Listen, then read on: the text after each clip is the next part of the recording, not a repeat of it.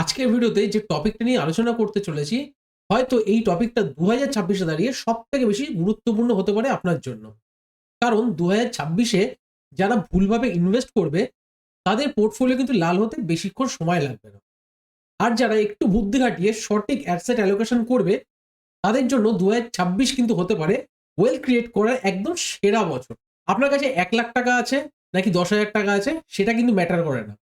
Matter করে 2026-এ দাঁড়িয়ে আপনি সেই টাকাটা কত ভালোভাবে সাজাতে পারবেন। আজকে আমি আপনাদের ভিডিওতে দেখাবো যে বড় বড় ইনভেস্টররা কি করে তাদের নিজেদের পোর্টফোলিওকে অ্যালোকেট করে। তারা কত ব্যালেন্সিং ওয়েতে নিজের পোর্টফোলিওকে সাজিয়ে থাকে। স্কিপ না করে আপনি একটু মনোযোগ সহকারে যদি ভিডিওটা দেখেন, তাহলে আপনি বুঝতে পারবেন যে 2026-এ দাঁড়িয়ে আপনাকে কি করে একটা পোর্টফোলিও ক্রিয়েট করতে হবে। তো চলুন শুরু করা যাক আজকের ভিডিওটা। ভিডিওর প্রথমেই বলে রাখি যে আপনারা যদি চ্যানেলে নতুন হয়ে থাকেন, অবশ্যই কিন্তু চ্যানেলটা সাবস্ক্রাইব করে রাখুন। আর পাশে বেল আইকনটি প্রেস করে রাখুন যাতে আমার এই ভিডিও আসার সাথে সাথে আপনার কাছে পৌঁছে যায়। এবার প্রথম যে দুটো পয়েন্ট আছে সেটা কিন্তু পিওর স্টক মার্কেট রিলেটেড। আমরা সবাই জানি যে স্টক মার্কেটে ৩ ধরনের স্টক দেখা যায়। একটা হচ্ছে লার্জ ক্যাপ, একটা মিড ক্যাপ এন্ড একটা স্মল ক্যাপ। আমি এখানে অ্যাজিউম করে নিলাম আপনার ৳১,০০,০০০ ক্যাপিটাল আছে। এক্ষেত্রে যদি আপনার ৳১০,০০০ ক্যাপিটাল থাকে, আপনি সেই রেশিওতে কিন্তু নিজের অ্যাসেটটা অ্যালোকেশন করে দিতে পারেন। তো আমি লার্জ ক্যাপ আমি কত পার্সেন্ট অ্যালোকেট করব? আমার ক্যাপিটালের 30% বা এখানে 30K। কেন আমি এখানে 30% লার্জ ক্যাপে দেওয়ার কথা বলছি? কারণ হচ্ছে সেফটি ফার্স্ট। আপনার যখন সেফটি থাকবে স্টক মার্কেটে, আপনার কিন্তু অটোমেটিক কিন্তু আপনার রিটার্ন আসবেই। তো আপনাকে সেফটির পার্টটা প্রথমে আপনাকে খেয়াল রাখতে হবে। কারণ যখন মার্কেট ক্র্যাশ করে, তখন এই লার্জ ক্যাপ গুলোই কিন্তু আপনাকে স্টেবিলিটি দেবে। ওকে? কারণ মিড ক্যাপ আর স্মল ক্যাপ কিন্তু অনেকটা বেশি পড়তে পারে। রাইট? এইবার তাহলে আসি মিড ক্যাপ আর স্মল ক্যাপ কেন আমরা রাখবো? এক্ষেত্রে রাখার মেইন কারণ হচ্ছে গ্রোথের জন্য। কারণ যখন স্টক মার্কেট হালকা উপরের দিকে যাবে, এরা কিন্তু তাদের আউট পারফর্ম করবে। দেখবেন মার্কেট হয়তো 1% 2% বাড়ছে, সেই তুলনায় অনেক সময় দেখবেন যখন মার্কেট খুব ভালো থাকে, mid cap and small cap আমরা 4-5% ও বেড়ে যায়। তো গ্রোথের জন্য আমরা মিড ক্যাপ অ্যান্ড স্মল ক্যাপে অবশ্যই আমাদের অ্যাসেট অ্যালোকেশন করব। সেটা কত পার্সেন্টেজ? সেটা হচ্ছে 20% বা এখানে 20K। এবার অনেকেই স্টক মার্কেটে ডিরেক্ট কিন্তু ইনভেস্ট করতে ভয় পান। সেক্ষেত্রে তাদের আরেকটা উপায় বলে দিই। সেটা হচ্ছে আপনি কি করতে পারেন? আপনি লার্জ ক্যাপ কোনো মিউচুয়াল ফান্ডেও আপনার টাকাটা অ্যালোকেট করতে পারেন লামসাম হিসেবে। আপনি 30K এখানে পুট করে দিতে পারেন। সিমিলারলি আপনি এখানে মিড ক্যাপে এসেও কিন্তু আপনার 20K বা 20% কিন্তু কোনো মিউচুয়াল ফান্ডে লামসাম অ্যালোকেট করে দিতে পারেন। এবার আসি আমাদের ৩ নম্বর পয়েন্ট, যেটা হচ্ছে গোল্ড অ্যান্ড সিলভার। কেন আমি গোল্ড আর সিলভার রেখেছি? অনেকেই এখানে বলতে পারেন গোল্ড আর সিলভার তো এখন অল টাইম হাই এর কাছাকাছি অনেকটা বেশি বেড়ে গেছে। আমি কি এই টাইমে গিয়ে গোল্ড আর সিলভার কিনবো? উত্তর হচ্ছে না। একে কিছুটা স্টেবল হতে দিন বা কিছুটা আরেকটু নিচে আসতে দিন। তারপর থেকে গোল্ড বা সিলভার কিনতে পারেন। বাট এটা কিন্তু কেউ বলতে পারবে না যে গোল্ড বা সিলভার এখান থেকে আরো উপরে যাবে কিনা। এই ভিডিওটা কিন্তু আমি মেইনলি বোঝানোর চেষ্টা করছি আপনার অ্যাসেট অ্যালোকেশন কখন কোনটা কিনতে হবে সেটা কিন্তু পুরোপুরি আপনার ব্যাপার। আর গোল্ড আর সিলভারে কেন আমি অ্যাসেট অ্যালোকেশন করতে বলি? কারণ হচ্ছে গোল্ড আর সিলভার আপনার কিন্তু পোর্টফোলিও স্টেবিলিটি দেবে। আপনি দেখবেন যখনই কোনো ক্র্যাশ হয়, লাইক করোনা ক্র্যাশ থেকে শুরু করে যেকোনো সময় যখন মার্কেট ক্র্যাশ করে, এ কিন্তু আপনার পোর্টফোলিওকে হেজ করে রাখবে। তার জন্য আপনার পোর্টফোলিওতে কিছুটা জায়গা কিন্তু গোল্ড আর সিলভারের জন্য দিতেই হবে। তো এখানে আপনি 15% বা 15K এখানে আপনার মানি পুট করতে পারেন। এবার চলে আসি আমাদের চতুর্থ পয়েন্ট, যেটা হচ্ছে এক্সপোনেনশিয়াল মুভের জন্য আমরা কিন্তু এই অ্যাসেটের উপর আমাদের কিছুটা পোরশন অ্যালোকেট করতে পারি। সেটা কত পার্সেন্ট সেটা প্রথমে বলে দিই। এখানে 5% আমি অ্যালোকেট করব। কারণ এই ক্রিপ্টো মার্কেট কিন্তু প্রচন্ড ভোলাটাইল হয়। দেখবেন বিটকয়েন দেখবেন ৳1,00,000 থেকে হট করে কিন্তু ৳60,000 তেও পৌঁছে যেতে পারে। সেখানে আপনি প্যানিক যাতে না ফিল করেন, তার জন্য কিন্তু এইরকম 5% মাত্র আমি অ্যাসেট অ্যালোকেশন রাখলাম। যাতে এরকম বিটকয়েন বা অন্য ক্রিপ্টো যেগুলোই আছে না কেন, সেগুলো যদি ফলো করে আপনার টোটাল পোর্টফোলিওর কিন্তু মাত্র 5% ই এখানে অ্যাসেটের মধ্যে উথাল-পাতাল হবে। কিন্তু যদি এখান থেকে আপনি রিটার্নও পান, তাহলেও কিন্তু সেটা এক্সপোনেনশিয়াল রিটার্ন হবে। কিন্তু শুধু এক্সপোনেনশিয়াল রিটার্ন পাওয়ার জন্য আমি বড় একটা আমার অ্যাসেট অ্যালোকেট করে দেবো এখানে, এটাও কিন্তু সঠিক পদ্ধতি নয়।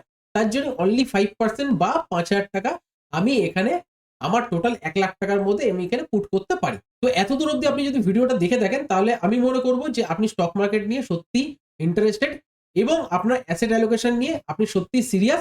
তার জন্য হয়তো এতটা ভিডিও দেখছেন। তো এবার আমরা কোয়েশ্চেন আসতে পারে যে লার্জ ক্যাপ, মিড ক্যাপ যে স্টক গুলো বলছেন সেটা আমি কোথা থেকে বাই করতে পারি? তার জন্য আপনার একটা ডিম্যাট অ্যাকাউন্ট লাগবে। সেই ডিম্যাট অ্যাকাউন্টটা খুলতে গেলে আমার ডেসক্রিপশন বক্সে আপনি চলে যাবেন।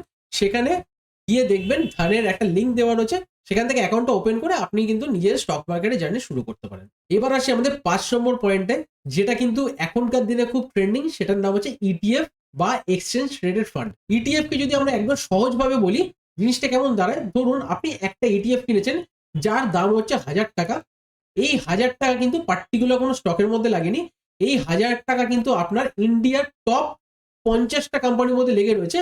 যদি আপনি নিফটি 50 কোনো ইটিএফ কিনে থাকেন, এটা আপনাকে কি সুবিধা দেবে, আপনার কিন্তু পার্টিকুলার কোনো স্টকে কিন্তু ইনভেস্ট হচ্ছে না, ইন্ডিয়ার টপ 50টা স্টকের মধ্যে ইনভেস্ট হয়ে যাচ্ছে, সেটাও আবার মাত্র 1000 টাকায়। তো মাঝে মাঝে যেমন চড়াই উতরাই এই ভোলাটিলিটি যেটা থাকে, সেটাকে বেট করতে গেলে কিন্তু অবশ্যই ইটিএফ এ কিন্তু আপনার ইনভেস্ট করা দরকার।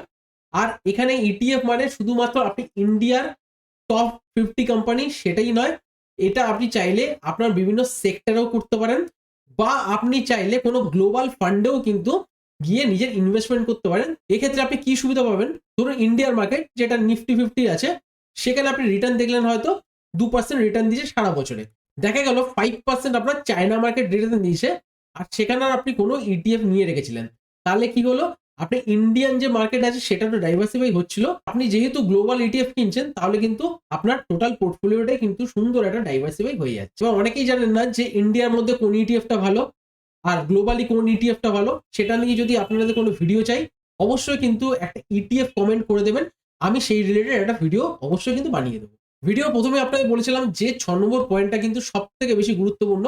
কেন, এখানে আমি দেখুন কি লিখেছি, যে 10% ফ্রি ক্যাশ। এটা আপনাকে কি সুবিধা দেবে, ধরুন আপনার সব জায়গায় অ্যাসেট অ্যালোকেশন হয়ে গেছে, মানে প্রথম থেকে দেখুন এখানে হচ্ছে 30,000, এখানে হচ্ছে 20,000, এখানে হচ্ছে 15,000, এখানে 5,000, টোটাল এখানে হয়ে গেল 30, 20, 50, 50 আর এখানে 20, 70%। এবং এইটা যেটা বলেছিলাম ইটিএফটা, ইটিএফ এ অবশ্যই কিন্তু আপনাকে 20% বা এখানে আমি ধরে নিলাম 20K ইনভেস্ট করতে হবে, কারণ এইটাই কিন্তু আপনাকে সুন্দর ডাইভার্সিফাই করে দেবে আপনার পোর্টফোলিওটাকে। তো এটা করার পরে আপনার কাছে 10% টাকা বা 10,000 টাকা পড়ে রইল।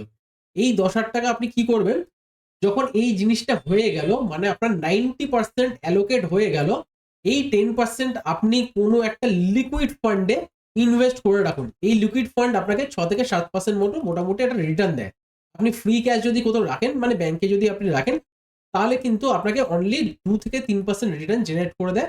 এক্ষেত্রে কিন্তু আপনার দ্বিগুণ রিটার্ন জেনারেট করে দেবে আপনি কোনো লিকুইড ফান্ডে রাখলেন। এইবার আসি এই 10% আপনার কি সুবিধা দেবে, মানে এই 10,000 টাকাটা আপনাকে এটা অ্যাভারেজিং করতে সুবিধা করবে। এই 10,000 টাকা আপনি কি করে অ্যাভারেজিং করবেন, মোটামুটি আপনি দেখলেন যে আমি মিড ক্যাপ বা স্মল ক্যাপ যে ফান্ডগুলো নিয়েছিলাম, বা মিড ক্যাপ স্মল ক্যাপ যে স্টকগুলো নিয়েছিলাম, সেগুলো অনেকটা ডাউন হয়ে রয়েছে।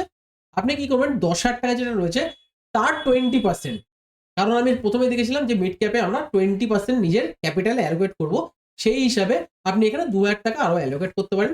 যদি এবার দেখছেন আপনার গোল্ড বা সিলভারের দাম পড়ে রয়েছে, বলেছিলাম কি 15% নিজের ক্যাপিটালে অ্যালোকেট করব, সেইভাবে আপনি এখানে 1,500 টাকা অ্যালোকেট করে দিতে পারেন। এইরকম ভাবে 10,000 টাকা দিয়ে আপনি এই টোটাল অ্যাভারেজিং করতে পারেন। এবার টোটাল যে পোর্টফোলিওটা আপনাদের ক্রিয়েট করে দেখালাম, এটা কোনো হার্ড অ্যান্ড ফাস্ট রুল নেই যে আপনাকে এখানে 30%, এখানে 20%, এখানে 5%ই অ্যালোকেট করতে হবে। আপনি নিজের মন মতো এখানে 19-20 হতে পারে, এখানে আপনি 30K এর জায়গায় এখানে 35K করতে পারেন, এখানে 20,000 টাকার জায়গায় আপনি 15,000 টাকা করতে পারেন। এক্ষেত্রে কি, মানে অনেকটা বেশি আপনি সিকিউর ভাবে নিজের পোর্টফোলিওটা বিল্ড করতে পারেন।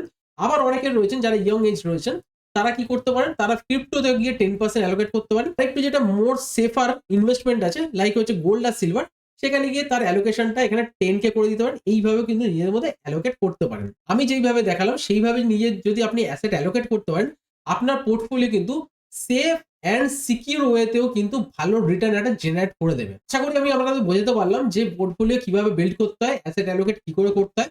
যদি আপনাদের ভিডিওটা দেখে ভালো লেগে থাকে, অবশ্যই কিন্তু ভিডিওতে লাইক করে দেবেন। আর আপনারা যদি চ্যানেলে নতুন হয়ে থাকেন, অবশ্যই কিন্তু চ্যানেলটা সাবস্ক্রাইব করে পাশে বেল আইকনটি প্রেস করে দেবেন, যাতে আমার এরকম ভিডিও আসার সাথে সাথে আপনার কাছে পৌঁছে। আর কমেন্ট করতে ভুলবেন না যে নেক্সট ভিডিও কোন টপিকের উপর দেখতে চান, আমি কিন্তু সেই টপিকের উপর ভিডিও বানানোর চেষ্টা করব। তো দেখা হচ্ছে সেই ভিডিওতে। আজকের জন্য নমস্কার।